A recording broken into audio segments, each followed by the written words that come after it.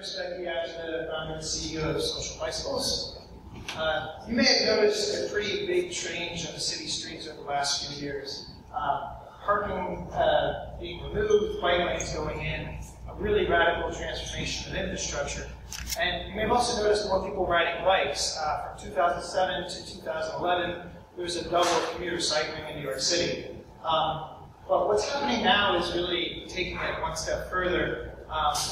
The City Bike program launched this summer, and now there's tens of thousands of new cyclists on the streets, and really it's part of the public awareness in a way it hasn't been in the past. You have Jon Stewart spending 9 minutes on bike share, you have Leonardo DiCaprio riding around the city, and you have Fred Wilson tweeting about it every day. So it's really part of the public consciousness in a way that it hasn't been previously. And having worked in the bike share industry for almost 5 years, it's really exciting to be able to walk into a room and not have to explain sort of the basic concept of what we're doing.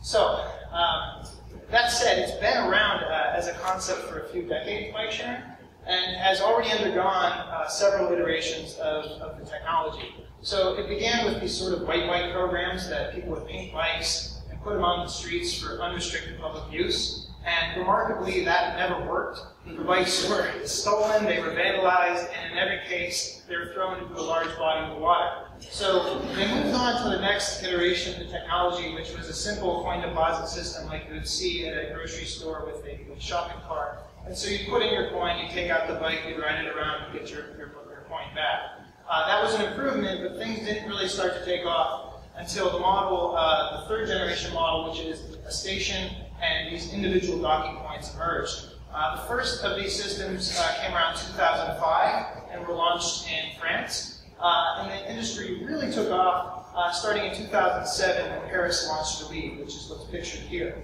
And what Paris did was launch at scale that had never been attempted before. They launched with 20,000 bikes at 1,200 docking stations across the city. So they launched with crazy density, on average 1 every 300 meters.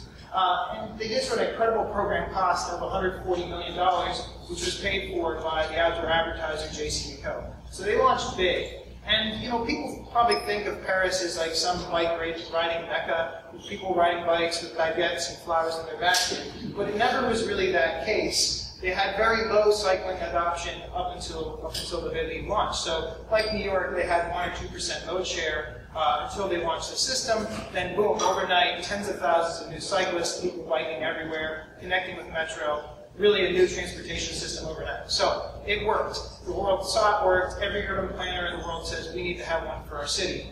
You see crazy growth of the industry as a result of that. From 2007 to 2013, you're going from 25 systems to 500, 15,000 bikes to 500,000 bikes in a matter of about 6 years. So everybody wants a bike share, and it's largely based off this 2005 smart rack model.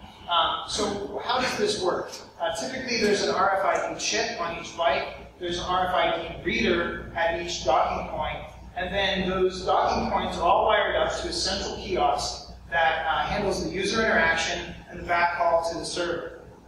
And so if you're designing a bike share system in 2003 to 2004, this would be the only logical approach to take, because putting that type of connectivity on every bike just wouldn't be possible. But what it results in is something that's very infrastructure intensive, because each individual docking point has an electromechanical lock, and it has a certain amount of electronics to read the bikes and report to each station. So the end cost of this approach is over $5,000 per bike, and it's fairly limiting in terms of what you can do with it. So starting in about fall of 2008, I began thinking of a different model, which is to put the technology onto the bike itself rather than have it at the docking station. So I think, when I was doing it, that type of approach was just beginning to become possible, and I'll talk about some of the enabling technologies that have allowed it to come to fruition.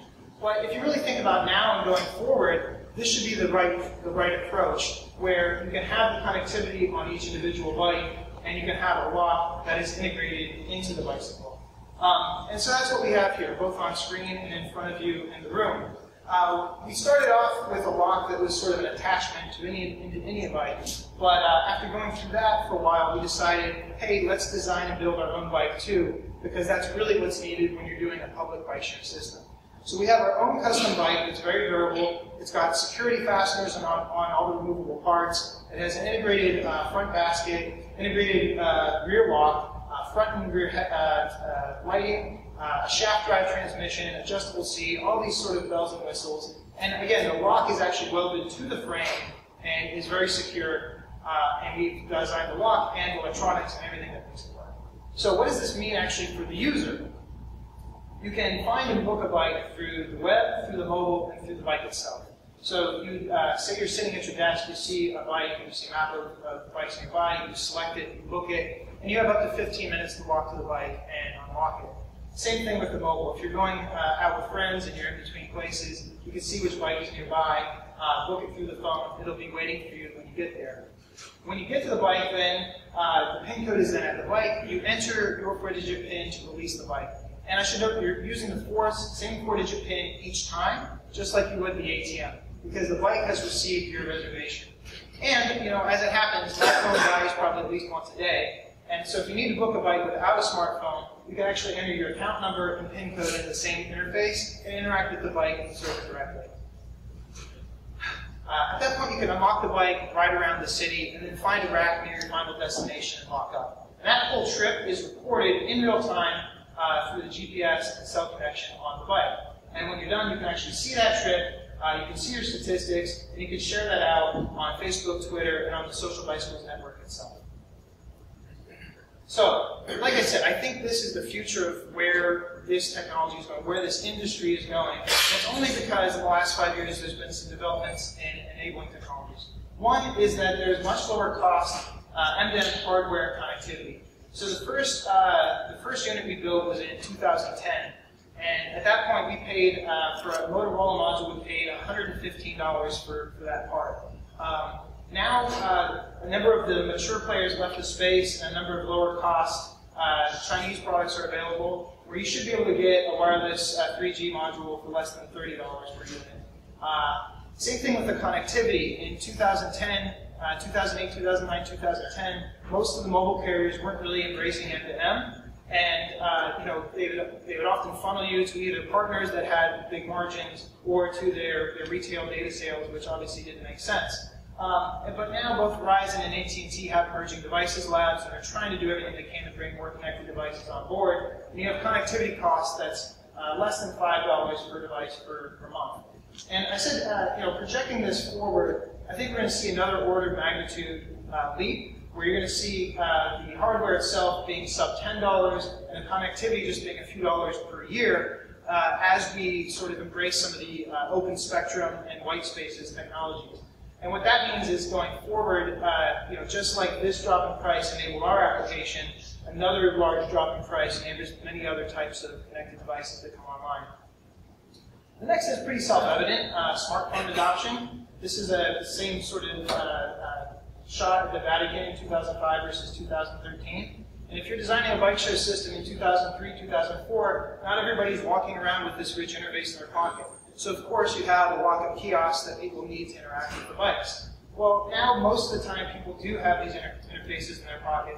And while we may want to provide some walk-up kiosks, the need is not nearly as great. And so the primary interaction method can be through the mobile device. And this is, again, usually true of all M2M applications where the connected device has a relatively simple interface, and most of the experience is done through the mobile phone or the tablet. So what's true for our industry, I think, is true for a lot of other similar applications.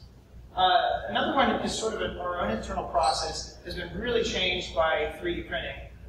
When we first did our prototypes in 2010, it would take several $100s or several $1,000s for each iteration and take 2 to 3 weeks. Now we have 3 printers set up in our office that are running almost non-stop, and we can do not only rapid iteration on prototyping, we can even do sometimes low-volume production work. So in the image to the right, we have 3 parts that were previously injection molded, and now for a short run of, say, 500 parts, we are considering printing those parts and consolidating them into one better functioning part instead. I should also note that our printers themselves are connected devices. Each one has a Raspberry Pi and is connected to the internet, and we can actually print jobs from anywhere in the world. There's a little webcam monitoring the print load, and and so that we could start a print that night, come into the morning, and have a finished part sitting in our office. So the speed that has allowed us to develop, I think that impacts not only us, but anybody else making a physical thing. Finally, though we are making things, we also really benefit from all these open source software projects and development frameworks. And particularly, it seems like one of the more difficult parts of doing any embedded device is getting the embedded software to talk to the server and the application layer. And so you always have sort of two teams, the application team that wants one set of things and the embedded team that wants another, and trying to find a protocol that works. And I think as more of that becomes turnkey and some of these standards are emerging, it's going to be a lot easier to bring new connected devices on board. So, why are we doing this? Is this just technology for technology's sake? I mean, City Bike's working pretty well. It's logging lots of miles. What are our core advantages? One, as I mentioned, is fundamentally a much lower cost, where we're talking about around $1,000 per bike capital cost versus $5,000 per bike, because we're eliminating all that proprietary infrastructure. The next is sort of better uptime. I've noticed this is happening in the city where if one station goes down, if the kiosk is damaged, or if a station goes down, all of the bikes at that station become unusable. Whereas us, we sort of decentralize the failure points, and so if one bike goes down, it doesn't affect the bike next to it because each has its own real-time connection to the server. Third is very important, the ability to install infrastructure that is context sensitive. So a big problem, again, with the rollout of some of these station-based bike share systems is how much space it takes. That you're taking over 2 to 3 parking spaces, and you're very restricted in what type of infrastructure you have to install. Whereas us, we can install sort of a high-profile hub with a big concentration of bikes, or we can just blanket a block or a couple of blocks with bike racks, and then geofence around that area. So the definition of what a hub location looks like can change depending on the neighborhood that we're putting in infrastructure. And there's sort of 2 killer applications of what we're doing that are sort of the really key benefits. One is the ability to have incentivized redistribution. So you can say to a user, if you lock up in a hub location, there's no additional charges. If you lock up outside of a hub and want to take it right to your doorstep, you pay a small extra fee. And the next user to take that bike and return it to a hub that needs a bike gets a credit. So the ability to incentivize users to do some of that redistribution work for you.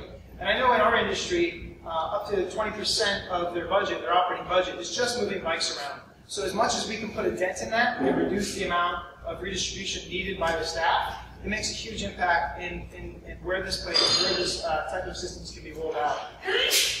And then the next is sort of real-time data. So this is an actual trip map covering 2 weeks of our project in Hoboken. And that's a line density map. So you can actually see where people want to travel with these things. And this is useful pretty much for every stakeholder involved. So the city can look at this and say, hey, we need to put in bike lanes here and bike racks there. The operating partner can say, I need to have a hub location here instead of here, or I need to do a redistribution run at this time of the day. And they can have access to that information in real time. And then for the end user, it's certainly useful to see where you've gone, to be able to quantify your trips, and to share that out with friends. So we're at this exciting point where we've taken it from concept to prototype to production to pilot, and we have projects in 4 cities. We have bikes on the ground in 4 places. San Francisco at the airport, Buffalo, New York at a university, Sun Valley, Idaho, working with the transit agency there, and then right across the river in Hoboken, New Jersey. And so we're getting to see our first data and our first user interactions, and it's at this very exciting point where we're getting to stress test our model and prepare for scale. We have 2 much larger projects that we're launching at the end of this year. We'll have around 1,000 total bikes deployed by the end of the year. So that's the overview of the technology, and I'm happy to answer any questions you guys have.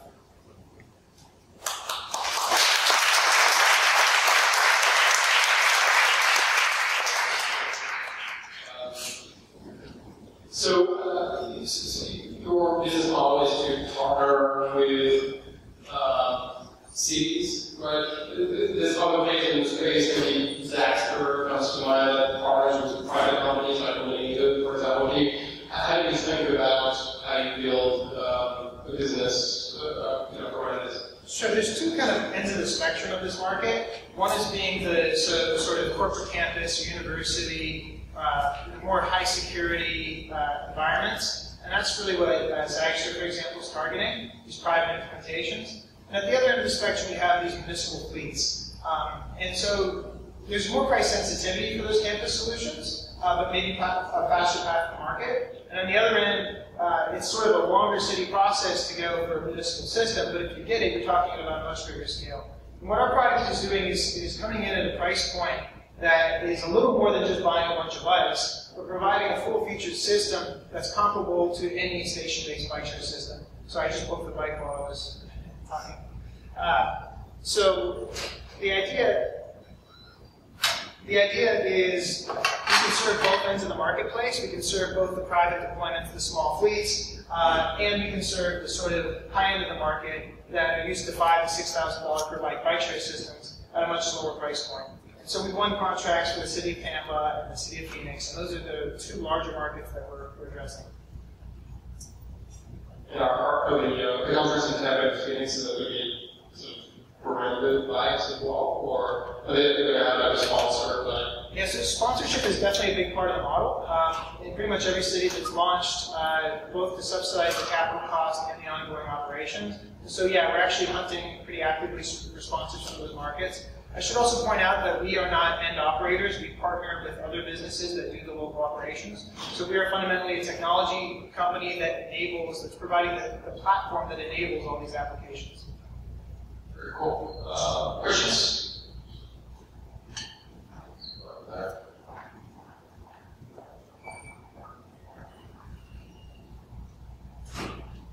Thanks, I'm from Morgan Stanley.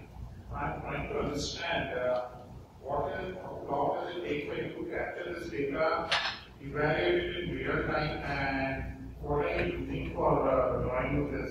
Are you using R or SAS, and how are you using this in that? Sure. So the image to the left was actually done using ArcGIS, which is sort of an industry standard for mapping, and the databases that go with that.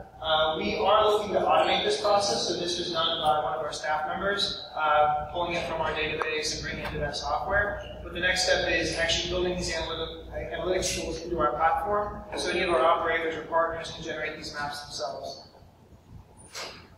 So the short answer is the ArcGIS is what generated that particular map. Very cool. Cool. Well,